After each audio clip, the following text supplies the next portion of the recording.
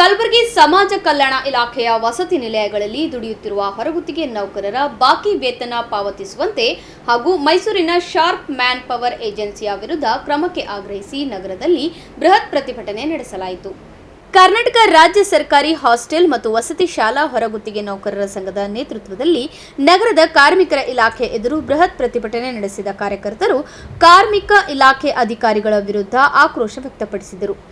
Hostel ನೌಕರರ ಹೋರಾಟಕ್ಕೆ ಜಯವಾಗಲಿ, ಜಯವಾಗಲಿ, ಜಯವಾಗಲಿ. ಬೇಕೇ ಬೇಕು, ನ್ಯಾಯ ಬೇಕು, ಬೇಕೇ ಬೇಕು, ನ್ಯಾಯ ಬೇಕು. ಆಗೋಳು ಕೇಳದೇ ಇರುವಂತ ಕಾರ್ಮಿಕ ಇಲಾಖೆಗೆ ಹೇಳಿದಿಕ್ಕಾರ, ಧಿಕ್ಕಾರ, ಧಿಕ್ಕಾರ. ಹಾಸ್ಟೆಲ್ ನೌಕರರ ಹೋರಾಟಕ್ಕೆ ಜಯವಾಗಲಿ, ಜಯವಾಗಲಿ, ಜಯವಾಗಲಿ. ಬೇಕೇ ಬೇಕು, ನ್ಯಾಯ ಬೇಕು, ಬೇಕೇ ಬೇಕು, ನ್ಯಾಯ ಬೇಕು. ಶಾರ್ಪ್ ಮ್ಯಾನ್ ಪವರ್ ಏಜೆನ್ಸಿಯು ಕಳೆದ ಹಲವು ವರ್ಷಗಳಿಂದ ಕಾರ್ಮಿಕರಿಗೂ ಸೂಕ್ತ ವೇತನ ನೀಡದೆ ಅನ್ಯಾಯ ಮಾಡುತ್ತಿದೆ.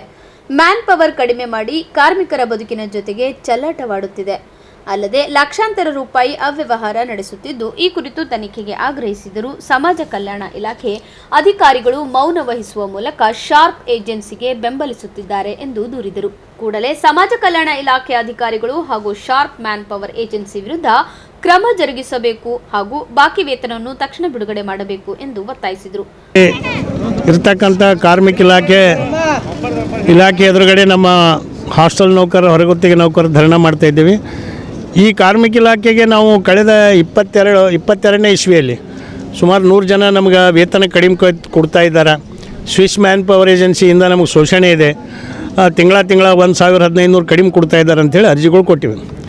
ಆ ಅರ್ಜಿಗಳು ನಾಪತ್ತಾನೆ ಮಾಡ್ಯಾರ. ಇವ್ರನ್ನೂ ಒಂದು ಕಡೆ ಸಮಾಜ ಕಲ್ಯಾಣ ಇಲಾಖೆದಾಗ ನಾಪತ್ತಾಗ್ಯಾವ, 2 ಕಡೆ ಕೊಟ್ಟಿದ್ದೇವೆ, ಇಲ್ಲಿ ಕೊಟ್ಟಿದ್ದೇವೆ, ಇವ್ರನ್ನೂ ನಾಪತ್ತ ಮಾಡ್ಯಾರ.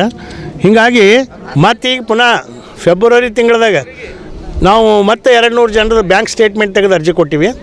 ಅದು ಇಲ್ಲೇ ಇಟ್ಟಾರೆ. ಈ ತಿಂಗಳ 15ನೇ ತಾರೀಕು ತನಕ ಇಲ್ಲೇ ಇಟ್ಟರೆ ಅವ್ರು ಏನು ಹೇಳ್ತಿದ್ರು ಅಂದ್ರೆ ಅಧಿಕಾರಿಗಳು ಚುನಾವಣೆ ಬಂತ್ರಿ ಮಾಡ್ಲಿಕ್ಕಾಗಿಲ್ಲ ಅಂತ. ಚುನಾವಣೆ ಎಷ್ಟು ತಿಂಗಳು ಇರ್ತದೆ? ಅದು 2 ತಿಂಗಳು ಇರ್ತದೆ.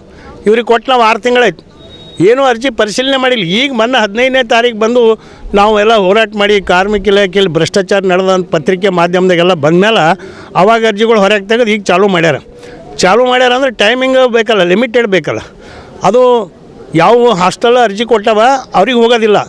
ಯಾರು ಅರ್ಜಿ ಕೊಟ್ಟಿಲ್ಲ ಹಾಸ್ಟೆಲ್ ಅಲ್ಲಿಗೆ ಹೋಗಿ ಅನ್ಕೋ ತನಿಖೆ ಮಾಡ್ತಾರೆ. ನಾವು ನಮ್ಮ ಅರ್ಜಿಗಳು ಏನು ಮಾಡ್ಬೇಕು, ಅರ್ಜಿ ಕೊಟ್ಟವ್ರು ಅಂದ್ರೆ ಈಗ ಮಾಡ್ತೇವೆ ಅಂತಾರೆ. ಹಾಸ್ಟೆಲ್ಗೆ ಹೋಗಿ ಸರಿಯಾಗಿ ವಿಚಾರಣೆ ಮಾಡಲ್ಲ. ನಮ್ಮವ್ರು ಅನ್ಎಜುಕೇಟೆಡ್ ಇರ್ತಾರೆ. ಅವ್ರಿಗೆ ತಿರುವು ಮಾಡಿ ಉಲ್ಟಾ ತಿಲ್ಟಾ ಮಾಡಿ ಕೇಳಿ ಅವ್ರು ಸರಿ ಬಂದದ ಅಂತೇಳಿ ಎಲ್ಲ ಹಚ್ಚಲು ನಾಟಕ ಮಾಡತ್ತಾರೆ. ಅದಕ್ಕೆ ನಾವಂತೇವೆ ಇವತ್ತು ಹಾಸ್ಟೆಲ್ ನೌಕರರಿಗೆ ಪ್ರತಿ ತಿಂಗಳು ವೇತನ ಕಡಿಮೆ ಬಂದಿದ್ದನ್ನು ಕೂಡ ಅದ. ಖಾಲಿ 36 ಜನ ಗುಲ್ಬರ್ಗ ನಗರದವರಿಗೆ ಒಂದು ಅರ್ಜಿ ಪರಿಶೀಲನೆ ಮಾಡಿಕೊಟ್ರೆ ಅದ್ರಾಗ 36 ಜನರದಾಗ 5,65,000 ರೂಪಾಯಿ ಡಿಫ್ರೆನ್ಸ್ ಅಮೌಂಟ್ ಆಗ್ಯದ. 37 ಜನಕ್ಕೆ 36 ಜನಕ್ಕೆ ಅಂದರೆ ಇಡೀ 400 ಜನಕ್ಕೆ ಎಷ್ಟು ಆಗ್ಬೋದು?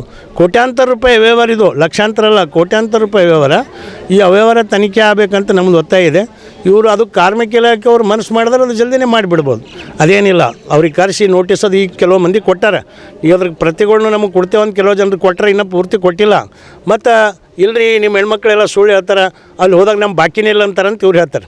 ಹಂಗೆ ಯಾರೂ ಹೇಳಲ್ಲ. ಅನ್ಯಾಯ ಆಗಿದ್ದು ಕಡಿಮೆ ಪಗಾರ ಬಂದಿದ್ದು ಯಾರು ಪೂರಾ ಬಂದದಂತ ಯಾರೂ ಹೇಳಲ್ಲ. ಆದರೆ ಮ್ಯಾನ್ ಪವರ್ ಏಜೆನ್ಸಿಗಳೊಂದಿಗೆ ಇವ್ರು ಏನದ ಶಾಮೀಲಾಗ್ಯಾರ ಭ್ರಷ್ಟಾಚಾರದಾಗ. ಅದು ಏನೇ ಮಾಡಿ ಪ್ರಕರಣ ತಿರುವು ಮಾಡಿ ಮುಚ್ಚಬೇಕಂತಾರೆ, ಅದು ಸಾಧ್ಯನೇ ಇಲ್ಲ. ಅದು ನಾವು ಅದಕ್ಕೆ ಅವ್ರಿಗೆ ಇಲ್ಲಿ ಇವತ್ತಿನ ದಿನ ಹೇಳ್ತಾಯಿದ್ದೆವು, ನಿಮ್ಗೆ ಆಗಸ್ಟ್ 11 ತನಕ ನಿಮ್ಗೆ ಟೈಮ್ ಕೊಡ್ತೀವಿ. ಅದ್ರೊಳಗಾಗಿ ನಮಗೇನು ಅನ್ಯಾಯ ಆಗ್ಯದ, ಎಷ್ಟು ಮಂದಿ ಅರ್ಜಿ ಕೊಟ್ಟಿವಿ, ಕುಳ್ಳಾರ್ದವ್ರು ಇದ್ದರು ಇನ್ನೂ ಭೀ ತಂದು ಕೊಡ್ತಾರೆ. ಎಲ್ಲರದ್ದು ಅರ್ಜಿ ಪರಿಶೀಲನೆ ಮಾಡಿ 11ನೇ ತಾರೀಕು ಒಳಗೆ ಇದು ಕಿರಿಕಿರಿ ಮುಕ್ತಾಯ ಮಾಡಬೇಕು. ಯಾರ್ದು ಎಷ್ಟು ಕಡಿಮೆ ವೇತನ ಬಂದದ, ಎಷ್ಟು ತಿಂಗಳು ಬರಬೇಕು, ಪೂರಾ ಕ್ಲಿಯರ್ ಮಾಡಬೇಕು. ಅದಕ್ಕೆ ಒಬ್ಬೊಬ್ರಿಗೆ ನನಗೆ ಅನಿಸಿ ಮಟ್ಟಿಗೆ ಕನಿಷ್ಠ ಇಲ್ಲ ಅಂದ್ರೂ ಕೂಡ 1 ಲಕ್ಷ ರೂಪಾಯಿ ಮಿನಿಮಮ್ ಸರಾಸರಿ 1 ಲಕ್ಷ ರೂಪಾಯಿ ದುಡ್ಡು ಕೊಡಬೇಕಾಗ್ತದೆ ಏಜೆನ್ಸಿ. ಅಷ್ಟು ದುಡ್ಡು ಬರಬೇಕು. ಆದರೆ ಆ ದುಡ್ಡು ಬರಬೇಕಂದ್ರೆ ಇವ್ರು ಕೊಡಿಸ್ಬೇಕಾಗ್ತದೆ. ಪ್ರತಿಭಟನೆಯಲ್ಲಿ ಮುಖಂಡರಾದ ಭೀಮಶೆಟ್ಟಿ ಎಂಪಳ್ಳಿ, ಕಾಶಿನಾಥ್ ಬಂಡಿ, ಮೇಘರಾಜ್ ಕಠಾರೆ, ಜ್ಯೋತಿ ದೊಡ್ಮನಿ ಸೇರಿದಂತೆ ಅನೇಕರು ಉಪಸ್ಥಿತರಿದ್ದರು.